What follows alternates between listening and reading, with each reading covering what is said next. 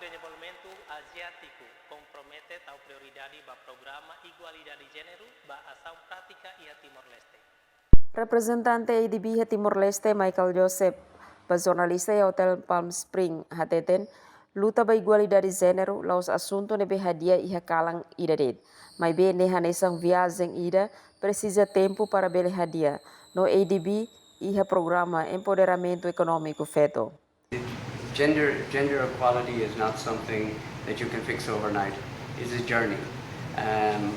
Now, in ADB's projects, the projects which we fund, whether by loan or by grant, we always have a gender component within the loan. It's a caveat to the loan that we include gender components, and we try to make the project as inclusive as it possibly can be. But this program spans not only ADB's projects that we're funding, but also it's targeted at government projects and government institutions as well. So generally speaking, we expect as time goes on to see continuous improvement in terms of equality in the country over time.